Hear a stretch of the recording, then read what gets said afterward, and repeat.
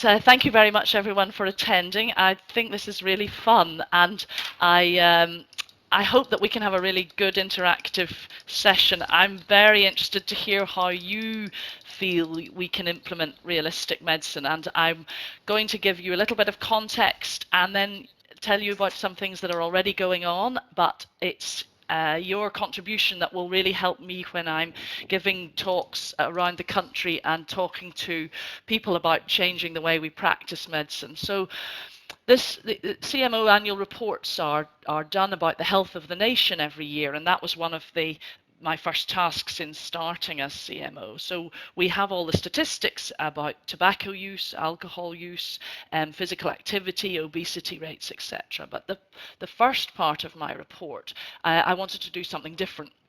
And it really came about because when I was traveling the country speaking to doctors, but also to nurses, to pharmacists, to other clinicians, other healthcare professionals, I was hearing that they had concerns about the way medicine was being practiced. And they were concerned almost about too much medicine. And in fact, whether the medicine we were providing for people was really what they wanted. And along with that, I was discovering lots of waste in the system and lots of variation, unwarranted variation in practice across lots and lots of specialties. And the other thing that I was hearing about, and I'll tell you some examples in a moment, was people wanting to improve their practice, wanting to innovate. And I wondered whether we shouldn't all be aiming to improve and innovate in whatever our bit of the system is. So my report, there were a team of people who helped me, a team of authors, and what's happened is it's been really well received. So I think Twitter helps with these things, and it's been tweeted and retweeted and commented on from all over the world. So we have 50 to 60 retweets still a week, 6 months after it was first published, and we've had nothing but universal support. So very positive comments, very from a huge variety of people, clinicians and non-clinicians and members of the public, patients, all really saying that this is something they want to take forward. And so we've really wanting to have implementation now across our NHS in Scotland, and that's why it's brilliant to have this sort of interaction with people like yourselves who are going to, I hope, give me lots of good ideas. I had an emergency medicine doctor wrote to me, and he described a story of his mother who had ended up with a long history of bladder problems. She had been to her GP and had been given some tablets. The tablets then didn't make her feel terribly well and made her a bit dizzy. But had been given the tablets by the doctor, so she took them diligently. And one day she was so dizzy she fell over. And in falling, she broke her knee, her leg just below the knee, but she had had a knee replacement. So in fact, a very complicated procedure to fix her leg where the knee replacement had been inserted, and 3 weeks in hospital and a long period of rehabilitation afterwards. But she then reported that she had actually worked out that her bladder symptoms were very much better if she drank much less tea all day. And nobody had ever really talked to her about what it might be that she might be able to do to have her symptoms improved. So she had not very realistic medicine, I think, and you can also tell quite a lot of potential harm, and also for her a bad outcome from something where, in fact, perhaps something very simple might have been the better solution. So I talk in my report about reducing harm and reducing waste, and we often think NHS is a very wasteful system. We always think about waste as being throwing away things, but in fact, actually, I think it's probably wasteful if we are doing interventions, if we're giving people treatments which are not of value to them. That's also wasteful. So you'll see that I'm talking about a lot of different aspects of realistic medicine. The variation in practice and outcomes is something that I, in my own practice in obstetrics, really recognise. But when I have talked to other clinicians from other specialties, they also have very different practice across even a small country like Scotland, with different procedures, different intervention rates, and different lengths of stay. For example, following a knee replacement in one city in Scotland, the length of stay is twice as long in one unit than in a unit just a few miles away for the same procedure. And I think we sometimes perhaps we blame the patients, the people we're looking after. We blame their demographics. We blame something to do with them. And in fact, a lot of this is perhaps needing to examine our own care and the way we provide care very differently. And I don't have time really to tell you the full story of the orthopaedic Glasgow Royal Infirmary, but the summary of that is that people have been able to have their return visits to the Royal Infirmary reduced by 38% because they've been enabled to manage their own fractures at home, given support and telephone consultations with a specialist nurse. And everybody thought that the population in Glasgow would object because they wanted a stookie and they wanted to come up and down to the hospital. And of course, when people are given the choice of not having to come back to the hospital, they're all absolutely delighted and want, in fact, to be able to stay at home and to also be helped to look after themselves. So I alluded to this, the bottom the bottom box on the infographic that you can see here about people becoming improvers and innovators. And I think that we sometimes feel that to be an innovator, you need to be in a laboratory or in a shed inventing some clever machine or finding a cure some long-term illness. But in fact, what I've seen as I've been touring the country is examples of innovation from all sorts of people across our NHS. So I'll tell you about the junior doctors in NHS Lanarkshire. What they have started is a junior doctor forum, which they have a chief resident and two chief residents actually, and they chair this meeting. They have a very equal sort of hierarchy where everybody is sharing ideas and very strong patient safety training themes. And they've very much linked in with the governance and quality improvement groups across the health board. What they've done is that some of the junior doctors looked at the way that they were taking blood every day, and they filmed each other on their iPhones. And when they looked, they saw that there were 8 redundant steps in the process between the blood test being asked for and that result finding its way into the patient's notes. So they got rid of some of these redundant steps. They worked with the phlebotomy colleagues, and they realized that actually they could not only smooth out that process for the patients, for the people they were taking blood from, but they also found that they actually reduced delayed discharges because there were people waiting for a blood result, and in fact the blood had never been taken. And for those of you who have been in hospital wards or like me have been a junior doctor, we all know about that difficult lady's spindly veins, and that blood test got left for 2 or 3 days because you always hoped somebody else might do it when it was a difficult one, or that the phlebotomist would get the blood when you couldn't. So transparency and a clever idea, and they've shared then these ideas on an app, and all of the junior doctors across NHS Lanarkshire can share their quality improvement projects and spread them across to different wards in the hospital. So these are easy, quick, and really done by people at the grassroots about what it is that they understand of their part of the system. So they have quality improvement workshops delivered by their own peers, and really doing cross-specialty advice and cross-specialty sharing of ideas. So what we were going to talk about when I close in a couple of minutes, we have what ideas for improvement or change do you have in your bit of the system?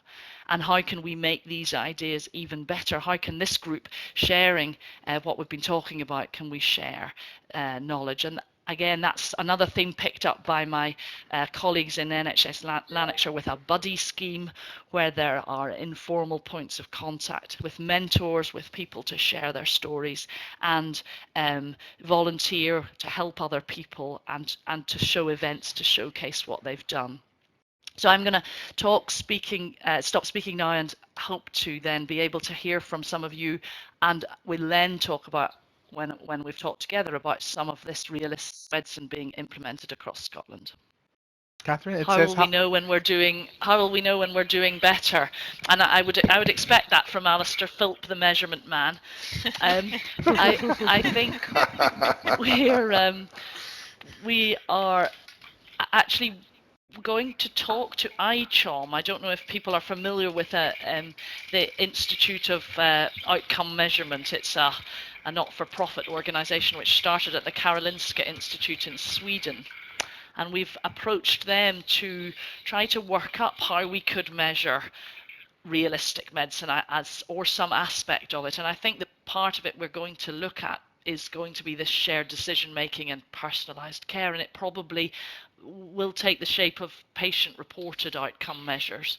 So it's a start. I think it's going to be it would be unrealistic to think that that would happen, would be perfect and we would be able to know exactly what our progress was straight away. But I think we need to start somewhere, and we need to start with perhaps proxy measures of realistic medicine. And I think from picking up from the fantastic conversations I've been eavesdropping on, everybody wants to start with the patient, start with the person that we're looking after.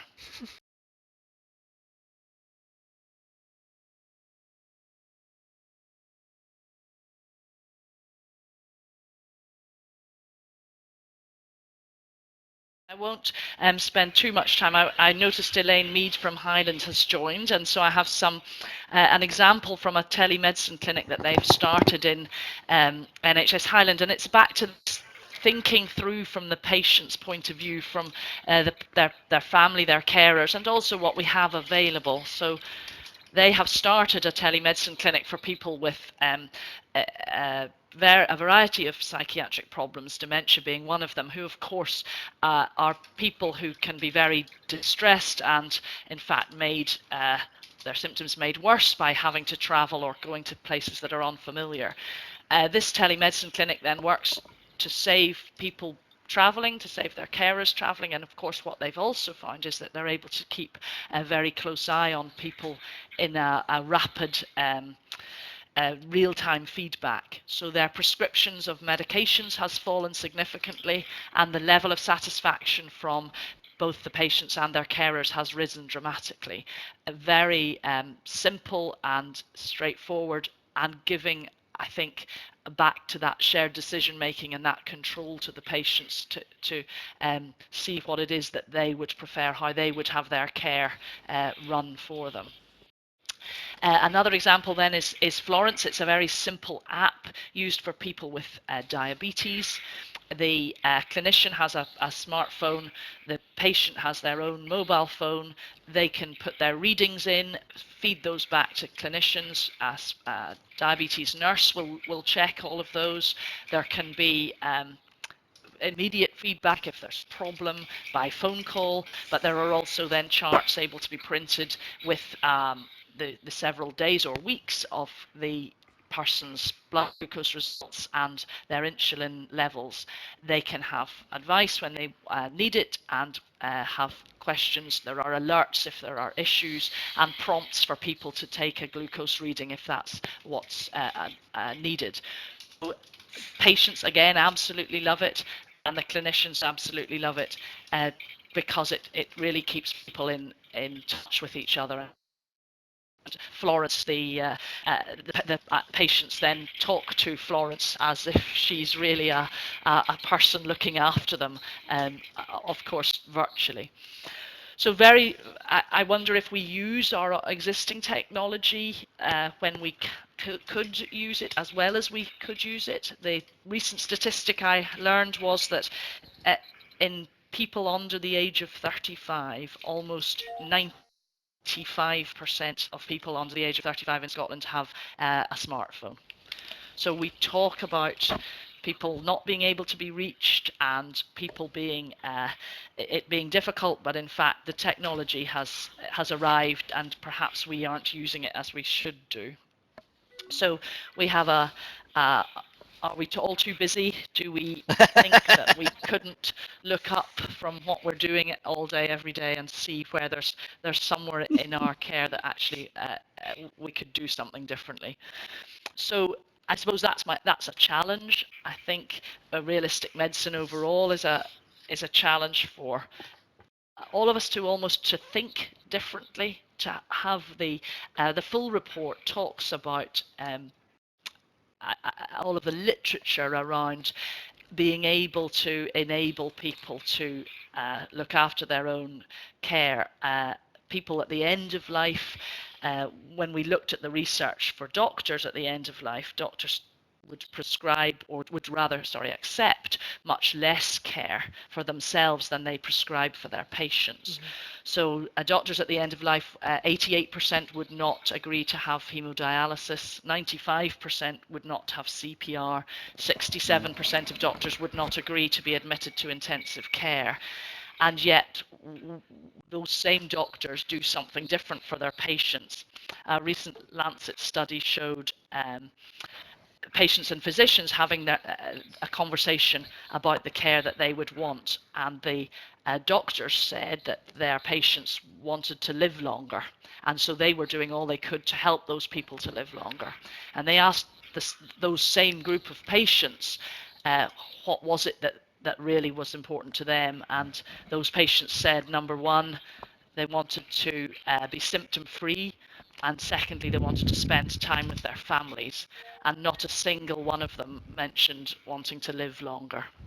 So those are studies on physicians, on doctors. I know, though, from speaking to other types of healthcare professionals that they recognise that disconnect when I talk to them, that what we seem to believe the patients or the people would want isn't actually borne out when we actually ask them. So are we asking them? This slide then is about the ability to transform. It's transforming primary care. It's from a group of slides on that topic, but in fact what we know is that as we share the power and cede power to the people that we're looking after, the outcomes improve. And in fact, I wonder if realistic medicine is now becoming some kind of social movement, some sort of social action. And I'd be really interested to hear. I've seen a question flash up about are the public involved in this conversation? And again, if I'm being absolutely honest, I had no idea this was going to land the way it has done. The popularity of it, the people saying, yes, this is what we would like to do. And so I don't think I truly thought what to do next with inviting the public, inviting the patients and their families to be involved in this conversation. So really happy to have people's comments and ideas on that. I think we're all enthusiasts. The people that are here on this are from all different varieties, all different walks of life, all different backgrounds, but you wouldn't be on this QUBEx if you weren't an enthusiast. And Roald Dahl, you'll know, would have been 100 a couple of weeks ago had he lived. I began to realise how important it was to be an enthusiast in life. If you're interested in something, no matter what it is, go at it full speed, embrace it with both arms, hug it, love it, and above all, become passionate about it. Lukewarm is no good. And I wonder if we can, in Scotland, a small country with a very good way of communicating. Here we are communicating with each other. I've had video conferences with about 50 doctors, nurses and others from remote and rural practices across Highland and Orkney and Shetland, and the enthusiasm there to be communicated with was brilliant. So Do we know what's working well? Do we share it? Do we have this passion for change and for practicing realistic medicine? And I'm absolutely delighted to hear your ideas and how we can then help in Scottish Government to take some of those forward and spread them. And so yeah, I'm happy then to hear people who can email me or tweet, and we, I think, have a real opportunity here in Scotland to be real leaders in this new and different way of thinking. So thank you very much for coming on to listen, but really enthusiastic to hear your feedback and to keep the conversations going. Thank you. Okay, Catherine, do you want to just close with some final comments and thoughts?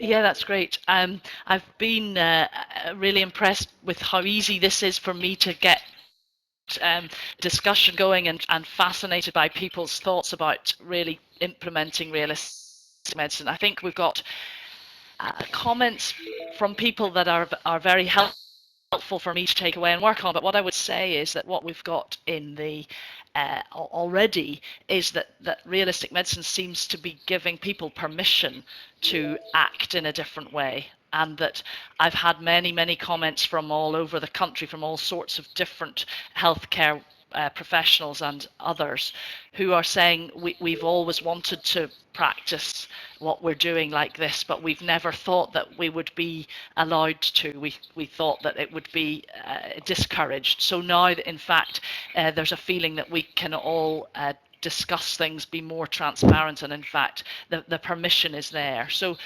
that's the, if you like, the social movement or the informal interactions. But what we're doing here is in government is pulling together all of our feedback from so far in the last 6 months. We are going to have a 5-year plan, she says optimistically, about the implementation of realistic medicine, pulling together from different examples. I've given you a very few, very quick examples of what's already going on, but we can pull together more of those and really just help share some of the really practical tools across Scotland that are already being used. I really hope that we can think of ways to interact with the public, with the people, formerly known as patients, who may be part of our system, or may be carers for people as part of the system. And I'll leave you with my story from my 13-year-old daughter, so my children don't really get what I do anymore. Chief medical officer's a strange job. And we were going to school, and she said, "Mummy, what weird things are you doing today?"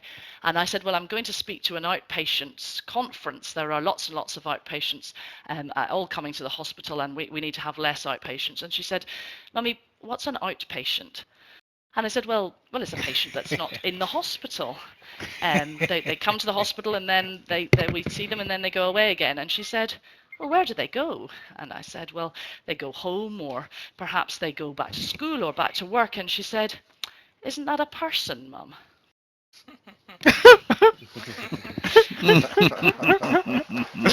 Fabulous. And so I leave you with Thank you very the much. people formerly known as patients, and I really hope we can keep in touch Thank you. talk and spread the ideas. Thank you very much. Thank you very much. That's Well, great. Thank you. thanks, Captain.